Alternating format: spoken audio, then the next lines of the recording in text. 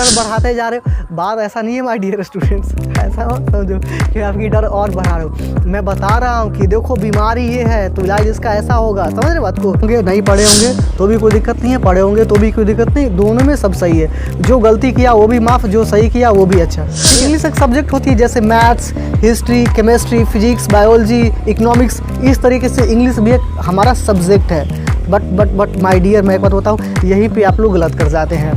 Question पूछे जाते हैं, ये सभी हम लोग अच्छे तरीके से समझेंगे, पूरे डिटेल में बहुत बेहतर तरीके से हम लोग सीखेंगे। आप बहुत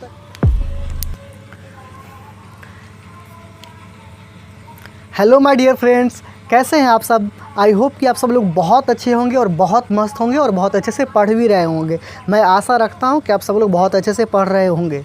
तो आज हम लोग क्या चीज़ के ऊपर डिस्कस करने वाले हैं, क्या चीज़ के ऊपर बात करने वाली है, लिखा हुआ है सामने देख रहे हैं इंग्लिश। क्या चीज़ के ऊपर बात करने वाले, इंग्लिश के ऊपर बात करने वाले। बहुत सारे बच्चों का मन में डर रहता है, क्या रहता है मन में, डर रहता है कि सर मेरी इंग्लिश बहुत पुअर है, मेरी इंग्लिश बहुत ख़राब है, मुझे लिखना पढ़ना बिल्कुल भी नहीं आता इंग्लिश में, मैं क्या करूँ, मैं कैसे करूँ, मैं कैसे एग्ज़ाम लिखूँगा इंग्लिश का।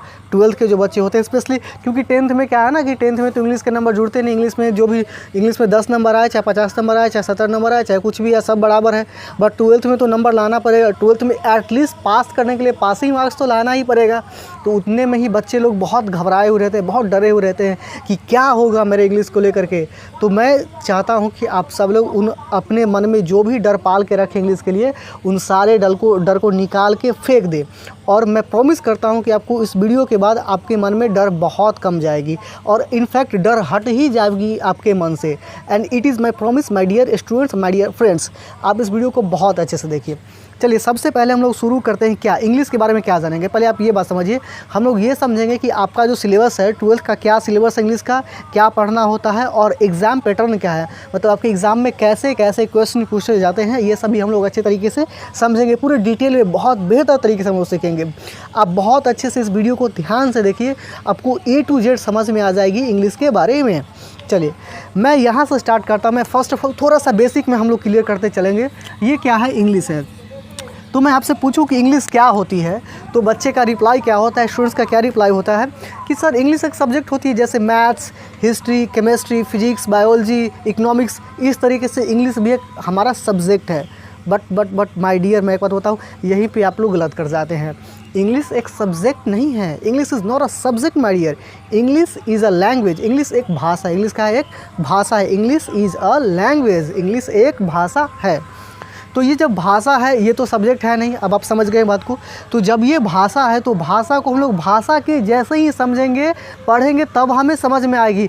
भाषा को भी हम लोग सब्जेक्ट बना देंगे तो फिर नहीं समझ में आने वाली है चीज़ें। इसलिए तो बिहार के बच्चों का जो इंग्लिश बहुत पुअर रहता है, बहुत वीक रहता है इंग्लिश में, वो दिन रात भर सोचते रहते हैं कि मैं मैथ क्लियर कर लूँगा, लेकिन इंग्लिश की मेरी क्या होगी। तो आप डरिए नहीं, पहले समझिए इंग्लिश का सिलेबस क्या है। अभी आपको ये समझ में आ गया कि इंग्लिश क्या है। इंग्लिश एक लैंग्वेज है। English is a language. Okay, अब इसके बाद हम लोग समझेंगे कि जो आपका 12th का जो बुक है, क्या है 12th का, क्या है बुक है। 12th की जो बुक, उसमें क्या क्या रहता है। आप शायद अगर आप बुक पढ़े हों तो आपको पता होगा, नहीं पढ़े होंगे तो नहीं पता होगा। बट मैं आशा रखता हूं कि आप सब लोग बुक भी पढ़े होंगे, नहीं पढ़े होंगे तो भी कोई दिक्कत नहीं है, पढ़े होंगे तो भी कोई दिक्कत नहीं, दोनों में सब सही है। जो गलती किया वो भी माफ़, जो सही किया वो भी अच्छा, ठीक है, किसी में कोई गलत बात नहीं। अभी यहाँ से हम लोग सुधर के चलेंगे, सही से चलेंगे। देखिए क्या है बुक में, सबसे पहले आपका क्या रहता है हमारे पास, बुक का जो सेक्शन होता है ना, बुक 3 सेक्शन में होते हैं, मतलब एक ही बुक में 3 सेक्शन होते हैं। एक सेक्शन क्या होता है प्रोज़ का। क्या होता है, प्रोज़ का, PROZ, प्रोज का। मार्कर दूसरा देना तो।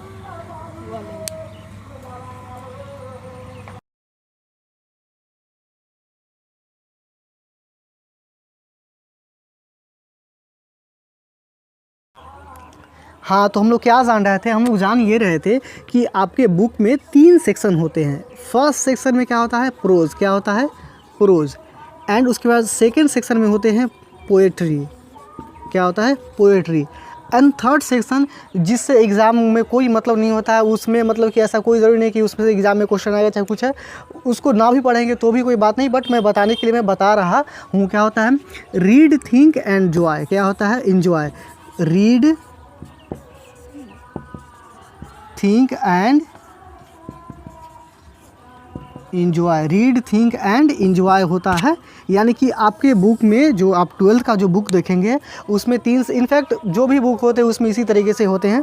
क्या होते हैं, सबसे पहले आपके बुक में क्या रहेगा, प्रोज रहेगा, फिर क्या होगा, पोएट्री, फिर क्या होगी, रीड, थिंक एंड इंजॉय, जिसका कोई मतलब नहीं है, जो मतलब कहने का मतलब ये पढ़ने की कोई ज़रूरत नहीं है अगर आप एग्ज़ाम के पर्पस से पढ़ रहे हैं।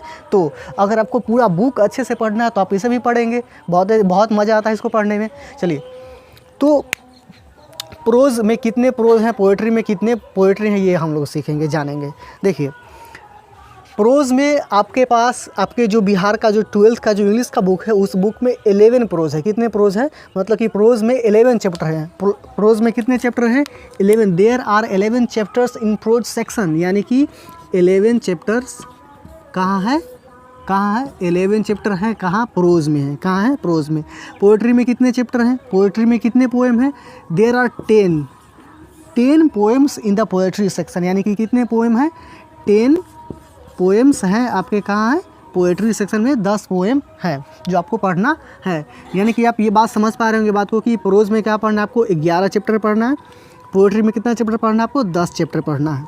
तो माय डियर स्टूडेंट्स, हम लोग इसको अभी अच्छे तरीके से समझने वाले हैं कि हमारे पास प्रोज है, पोएट्री है, प्रोज है और क्या है, पोएट्री है।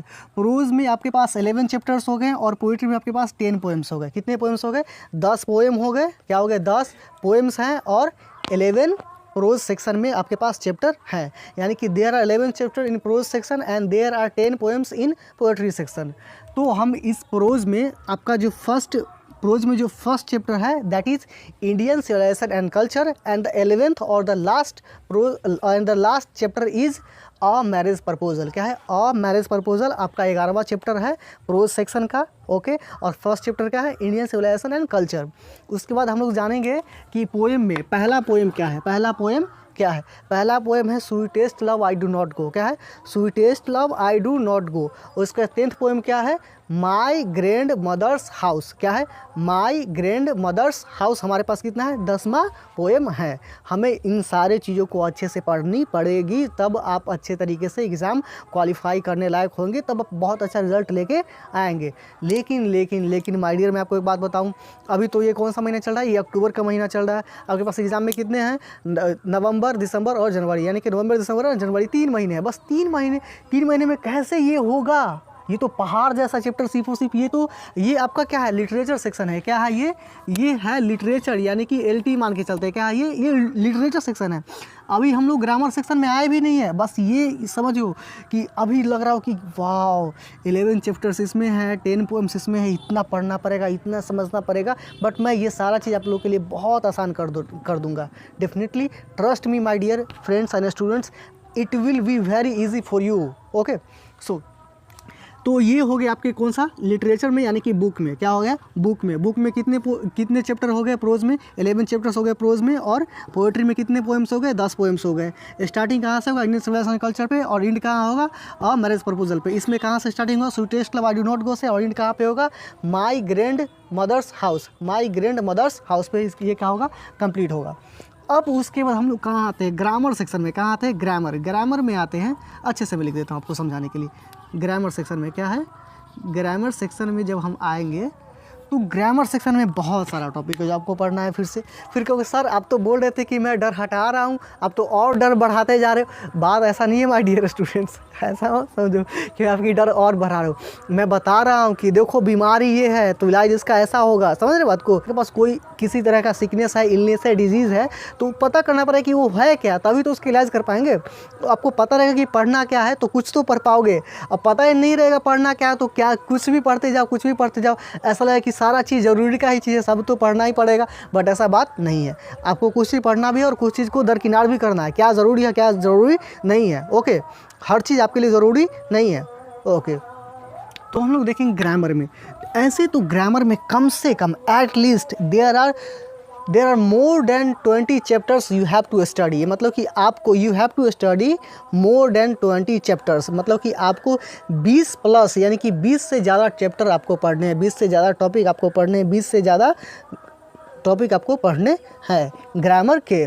लेकिन this will be very easy for you my dear, because you are with me, I am teaching you, so trust me, it will be very easy for you. Everything whatever I am going to teach you, that will be very very very easy for you to understand my dear students and my dear friends. देखिए ये grammar section में देखो, सबसे मैं अभी just मैं बता रहा था आपको, क्या बता रहा था कि ये इंग्लिश का है. बोलो बोलो क्या है? अच्छा ओ समझ गए बात को ना. हाँ इंग्लिश क्या है? लैंग्वेज है.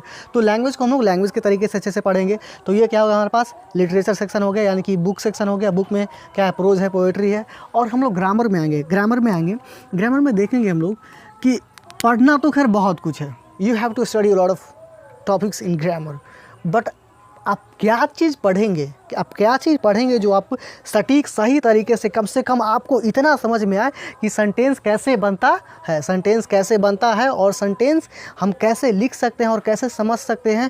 थोड़ा थोड़ा तो आपके पास कैपेसिटी होनी चाहिए सेंटेंस राइटिंग की और अंडरस्टैंडिंग की, आप सेंटेंस कैसे समझ पाएँ. उसके लिए आप क्या करेंगे?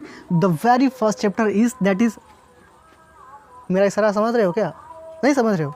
समझ जाओगे यार. देखो सबसे पहले क्या पढ़ेंगे हम लोग?